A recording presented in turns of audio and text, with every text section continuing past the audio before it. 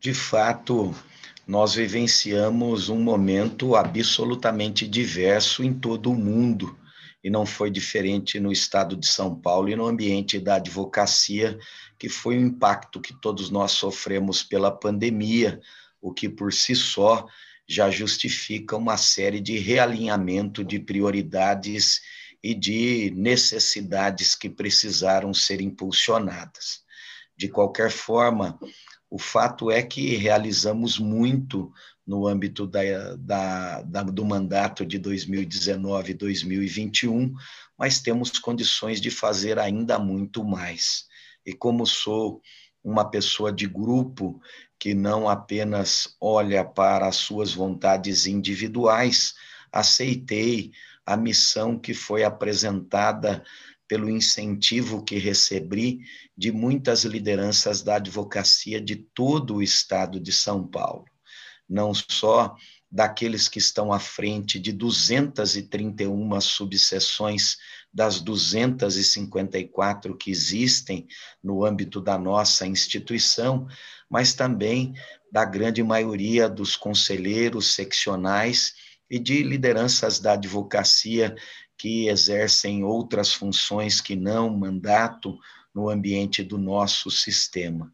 E em razão destes incentivos e também em razão das próprias necessidades de realinhamentos que a pandemia impôs, é que aceitei o desafio de apresentarmos-nos novamente como candidatos à reeleição.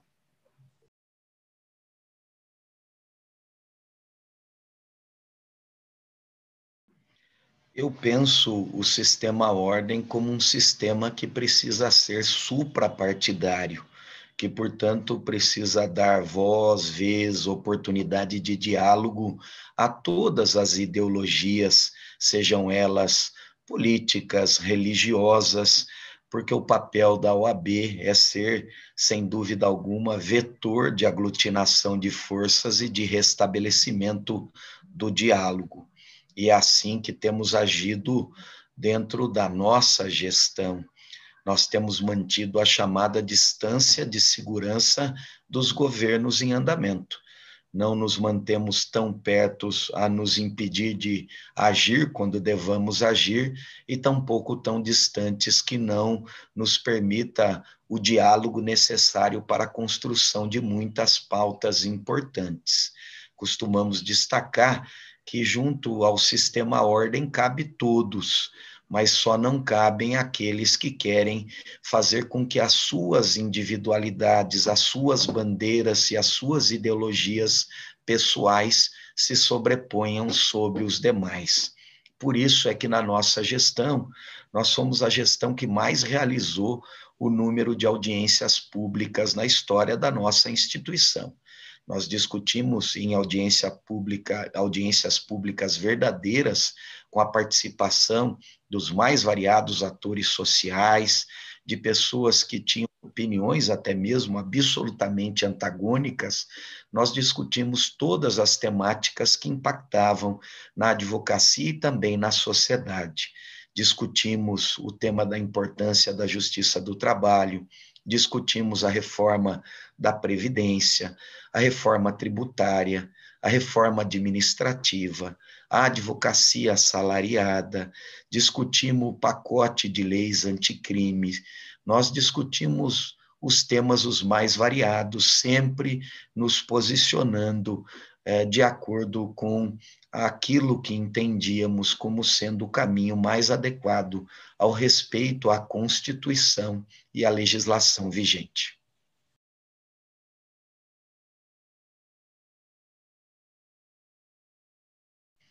Primeiro, eu gostaria de destacar que a maior conquista de prerrogativas ocorreu nesta gestão. Foi nesta gestão que houve a aprovação das regras que impactaram no reconhecimento como prática de crime àqueles que violam as prerrogativas profissionais. E esta conquista foi alcançada com a participação ativa da nossa gestão e de São Paulo. O presidente da Comissão Nacional de Prerrogativas é o doutor Alexandre Guzuco, conselheiro federal por São Paulo, ex-presidente da nossa querida subseção de Sorocaba. E, juntamente com ele, participaram ativamente o doutor Leandro Sarcedo e doutora Ana Carolina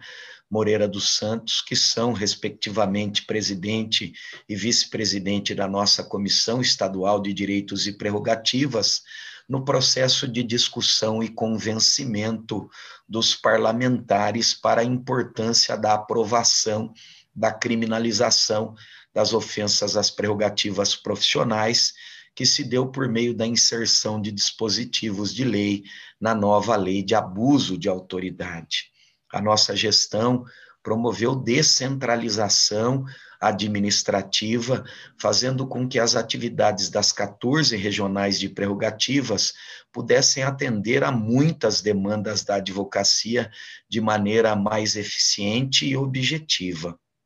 Para que se tenha uma ideia, o que antes não ocorria no ambiente da nossa instituição, relativamente ao suporte, à defesa dos honorários advocatícios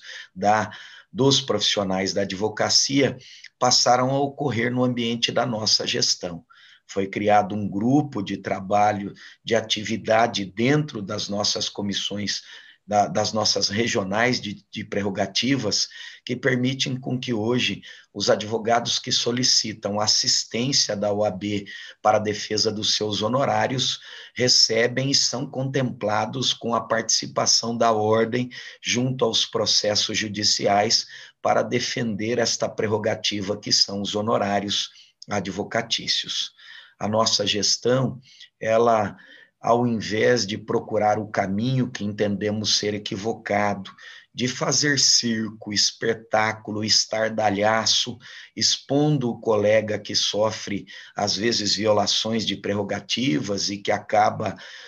sem dúvida alguma, vivendo um momento de muita dificuldade, ao invés de utilizá-lo como troféu, espetacularizando cada acontecimento, nós optamos pela realização do trabalho firme, eficiente, de representar, sim, as autoridades que se desviam dos caminhos, de recorrer das decisões que, às vezes, promovem o arquivamento, recorrendo aos órgãos superiores da magistratura, ao Conselho Nacional de Justiça, mas trabalhando sem expor o colega, sem fazer espetáculo, e, sem dúvida alguma, pretendemos fazer isto de maneira ainda mais intensa, descentralizando, empoderando e também dando os instrumentos necessários para que cada uma das nossas 14 regionais possam funcionar a contento. Nós entendemos que a colisão com as instituições desarrazoadamente prejudicam a advocacia. Nós precisamos ser firmes, porém absolutamente responsáveis. Nós não podemos expor a nossa instituição e tampouco expor o colega como um troféu quando há violações de prerrogativas profissionais. O que devemos fazer é agir firmemente para que os violadores de prerrogativas sejam punidos na medida dos equívocos que tenham cometido.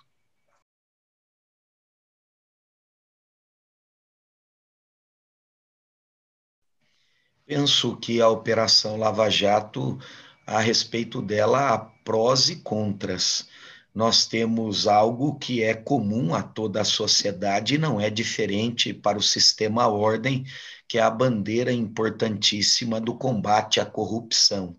Penso que a Lava Jato trouxe esta premissa importante de combate à corrupção, tendo promovido, sem dúvida alguma, o reconhecimento e a busca do afastamento da corrupção e de muitas situações equivocadas, ruins, que atrapalhavam a nação.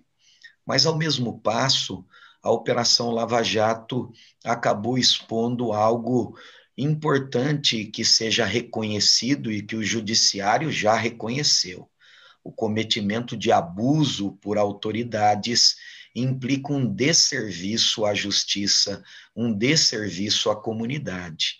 Ninguém pode pretender ser maior do que a sua instituição. As pessoas erram e, portanto, nós não podemos ter as pessoas como maiores que as suas instituições. Daí porque também, no âmbito da Lava Jato, foi identificado e reconhecido pelo Poder Judiciário que um grupo de integrantes fizeram muitas coisas erradas e equivocadas que colocaram em risco inúmeros processos judiciais importantes que nem sequer poderam ser julgados pelo seu mérito em razão dos erros cometidos por essas autoridades. Nós precisamos entender que o Ministério Público é uma instituição importante e que merece o nosso respeito, mas nós não podemos admitir que integrantes desta valorosa instituição coloquem em risco o seu trabalho, como não podemos admitir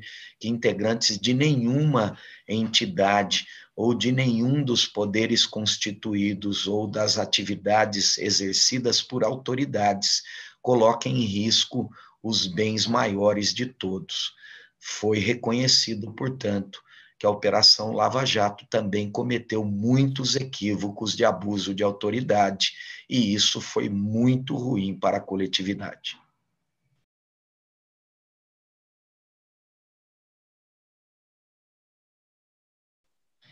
Eu avalio com muita tranquilidade. Penso que a divergência de opiniões em quaisquer grupos são coisas muito naturais e normais. Penso efetivamente que nenhum grupo pode se colocar como acima do bem e do mal, a ponto de entender que nele não existam pessoas que devam sair, ou tampouco pessoas que estejam de fora que possam colaborar no ingresso em determinado grupo que se predispõe a trabalhar em favor da advocacia. Algo que me conforta é que entendo este encaminhamento como um encaminhamento meramente eleitoral. É só que possamos focar apenas no tempo em que isso ocorreu para nós entendermos. Mais de 2/3 do mandato permaneceram conosco, defendendo as mesmas bandeiras, os mesmos princípios, e justamente no momento eleitoral, talvez preocupados com a não contemplação de cargos em seus favores, tenham decidido seguir outros caminhos. Compreendo que isso faz parte da democracia, enfrentaremos este momento democrático e temos a consciência tranquila de que estamos firmes no cumprimento das bandeiras e dos princípios aos quais sempre estivemos vinculados.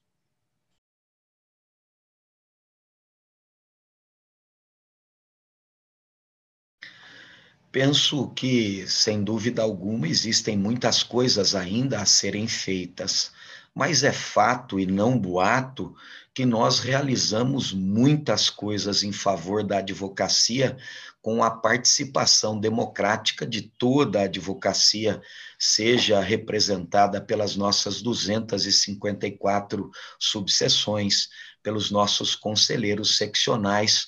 pelas nossas comissões, ou mesmo diretamente por aqueles que contribuíram com as nossas atividades. Para que se tenha uma ideia, como nunca aconteceu em momentos anteriores da história da nossa instituição,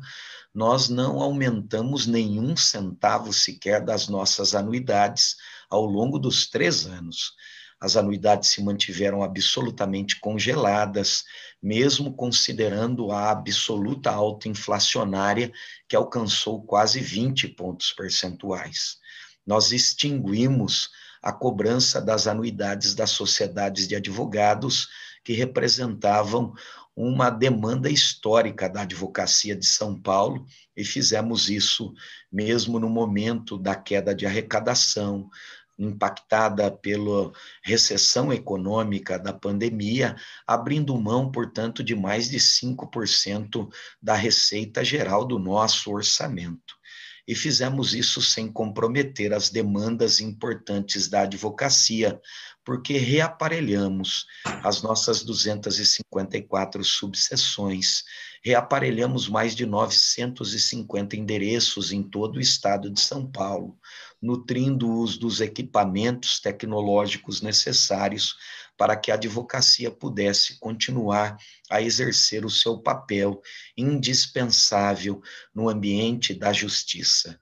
Construímos, pelas nossas 6 comissões de relacionamento com os 6 ramos do Poder Judiciário em atividade no âmbito do Estado de São Paulo, pontes para permitir que, através das ferramentas tecnológicas, a advocacia pudesse continuar a exercer sua atividade. Também atendemos reivindicação da jovem advocacia, criando o projeto da qualificação sem oneração, permitindo com que o jovem advogado pudesse ter acesso a todos os cursos promovidos pelo sistema do ensino à distância no âmbito da Escola Superior de Advocacia, sem que houvesse a necessidade do pagamento de nenhum centavo sequer. Também foi nesta gestão que aprendemos muito com todos os grupos heterogêneos que compõem a advocacia, a exemplo das mulheres advogadas que foram valorizadas no ambiente desta gestão. É preciso dizer que mesmo em 2018, em que criamos um grupo de trabalho que também era a Chapa 11,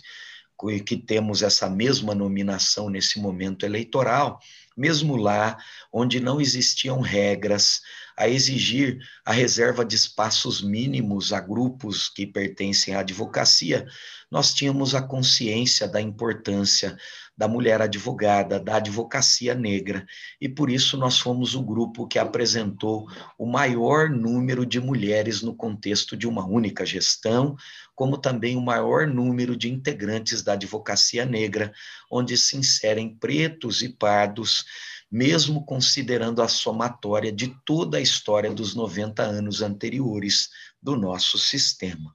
E isto nos ajudou a aprender muito.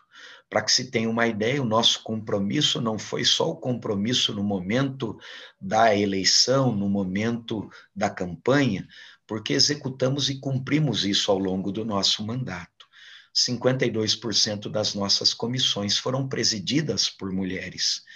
Para além da restrição que sempre foi imposta e observada à advocacia negra, limitada que sempre esteve às valorosas comissões da igualdade racial e da verdade sobre a escravidão negra no Brasil, no âmbito da nossa gestão, a advocacia negra presidiu uma dezena de comissões, vice-presidiu e secretariou outras tantas, numa demonstração de que nós efetivamente acreditamos na transformação social, na importância da política de cotas também com ingrediente racial e não apenas o ingrediente econômico, que nós estamos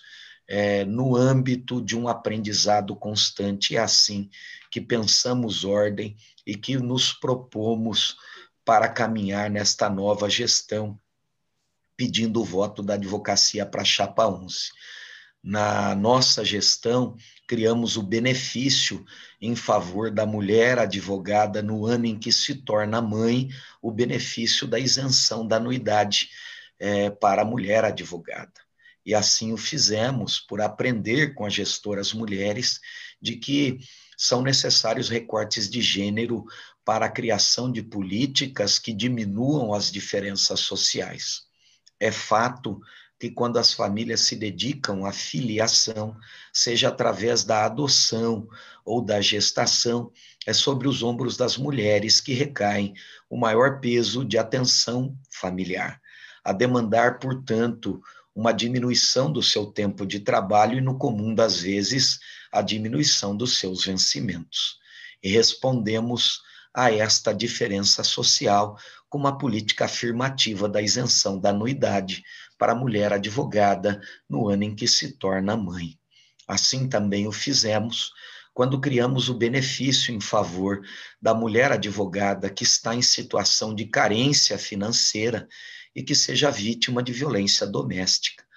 para que ela possa se valer do benefício financeiro junto à Caixa de Assistência dos Advogados de São Paulo para sair do ambiente de opressão, permitindo-lhe dar uma nova oportunidade de virada de página na sua vida.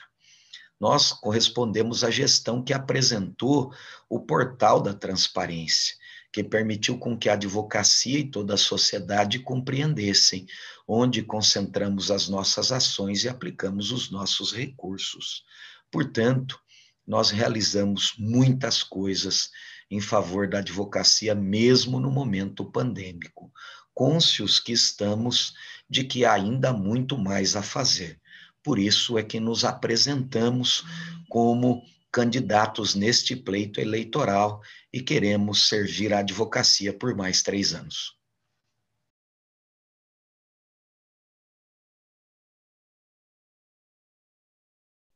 Eu penso que tudo sempre é possível ser melhorado. Nós tivemos quase 90 anos da nossa instituição sem que tivesse tido a coragem de nós termos essa transparência e respeito à advocacia. E nós tivemos esta coragem de colocar no ar o portal da transparência. Assim como temos tido a coragem de admitir as críticas que às vezes nos chegam para a facilitação da compreensão das informações e da maneira de se ter acesso a elas. Constantemente, desde janeiro de 2019, quando iniciamos a nossa gestão, nós temos realinhado, às vezes, procedimentos para facilitar a obtenção de informações as mais amplas possíveis para toda a advocacia, mas sempre respeitando as regras técnicas que impactam sobre a contabilidade, que, portanto, devemos cumpri-las.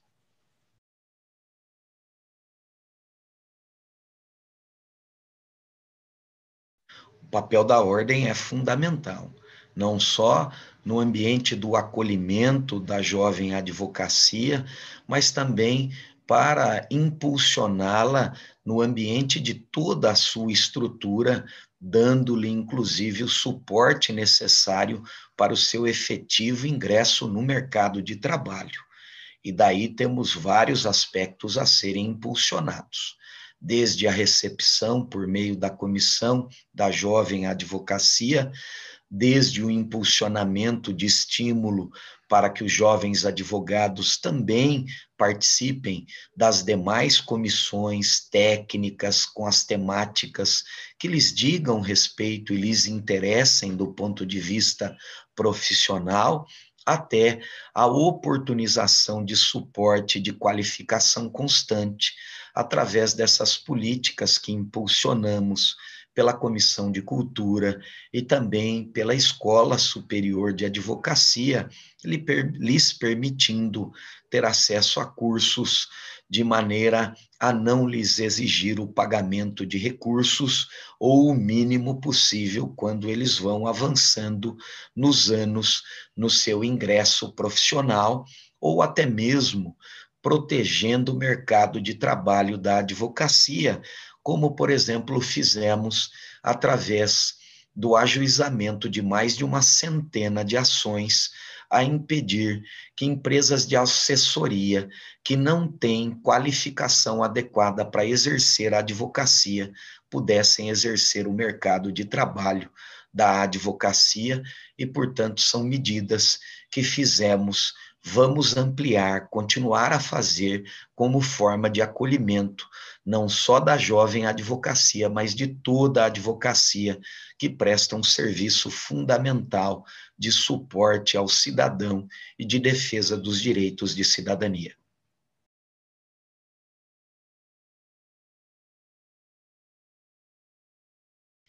Primeiro, porque entendemos que a legislação que regula a matéria é uma legislação federal e que cabe ao Conselho Federal dar a necessária segurança para que as seccionais possam impulsionar eleições onde sejam preservadas as duas premissas principais e universais dessa conquista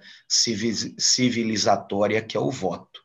A garantia do sigilo do voto e a garantia de que o processo eleitoral não seja fragilizado pela possibilidade de ocorrência de fraudes. Hoje, o que existe é que a grande maioria, quase a totalidade das seccionais, não encontraram essa segurança em razão da inexistência de uma segurança de normas federais a regulamentar a matéria. E nós não poderíamos permitir com que a valorosa advocacia de São Paulo fosse colocado dentro de um tubo de ensaio para fazer experiência com aquilo que não temos a devida certeza. Para que se tenha uma ideia, a questão que envolve o chamado voto remoto já é objeto de estudo há muito tempo por parte do Tribunal Superior Eleitoral, que não, até o momento, entendeu como possível de isso ser implementado de maneira ampla, por entender que esta metodologia ainda não tem a segurança para garantir o sigilo do voto e a proteção contra fraudes. Nós temos, por exemplo, as urnas eletrônicas, que são microsistemas, que não permitem trânsito de informações por nuvem, e que é por isso que a Justiça Eleitoral, que é especializada na temática, tem impulsionado as eleições com o uso das urnas eletrônicas. E é esta a opção que fizemos: garantir o sigilo do voto, garantir a inviolabilidade do processo eleitoral, fazendo com que, como nunca antes aconteceu na nossa instituição, as eleições ocorressem utilizando-se as urnas eletrônicas para todas as eleições no sistema ordem. Até então, as urnas eletrônicas eram utilizadas apenas para a votação na OAB São Paulo, na seccional. As subseções tinham que se valer da sistemática da cédula em papel e das urnas de lona. Nós, nestas eleições, teremos o uso das urnas eletrônicas, valendo-nos, portanto, da expertise, da qualidade, da especialidade da justiça eleitoral, garantindo, portanto, o sigilo do voto, a inviolabilidade das urnas. Mas é preciso dizer que somos favoráveis a todas as formas de descentralização e de facilitação do exercício do voto. O que não podemos permitir é o rompimento dessas duas grandes garantias, que cabe à legislação federal nos dar a segurança necessária. E enquanto não houver esta segurança, nós não podemos comprometer a lisura dos pleitos que entendemos que devam ocorrer no âmbito da nossa seccional de São Paulo, com absoluto respeito e transparência às regras que são vigentes para a proteção das nossas eleições.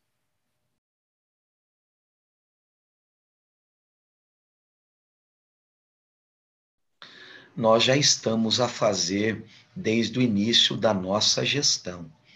Foi nesta gestão que nós tivemos uma reformulação completa, por exemplo, do convênio da assistência judiciária, que vige há quase 30 anos e por intermédio do qual a população carente do estado de São Paulo tem assegurado o seu direito de defender os seus direitos junto ao Poder Judiciário. São 45 mil abnegados, comprometidos e qualificados profissionais da advocacia que em todo o estado atendem à demanda de orientação jurídica e de defesa dos direitos da população carente. A reformulação deste convênio implicou não só na criação de metodologias de afastamento de burocracias que demandavam mais tempo, demandavam mais esforços e demandavam muita demora no pagamento dos honorários devidos a esses profissionais da advocacia. O novo convênio não só criou novas leituras, o uso dos ferramentais tecnológicos, a permitir ganho de tempo, diminuição no tempo de pagamento dos honorários devido a esses profissionais. E no que diz respeito às decisões que não reconhecem a fixação de honorários devidas a todos os advogados, nós fizemos um amplo trabalho, não só no ambiente da Comissão de Assistência Judiciária, mas também no ambiente da Comissão de Direitos e Prerrogativas, onde teve a participação das nossas 14 regionais em atividade em todo o Estado, permitindo com que os colegas que solicitam assistência da OAB para acompanharem os processos, para defenderem honorários, possam ser contemplados e tenham a presença da instituição formalmente defendendo honorários, o que antes não acontecia nas gestões anteriores, estamos fazendo no ambiente desta gestão.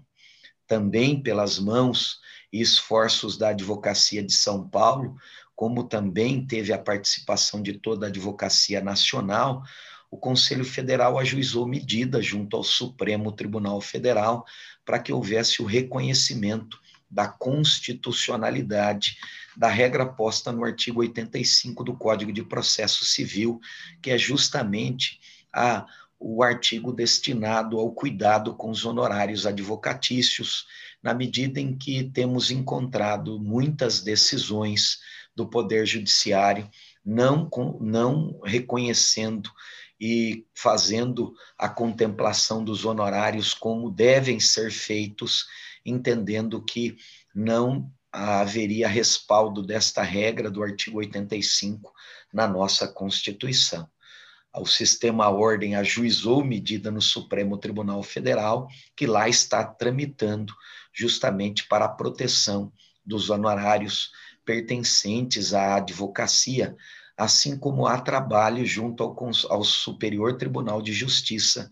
no âmbito de 2 recursos especiais que foram admitidos no ambiente do sistema dos recursos repetitivos, também para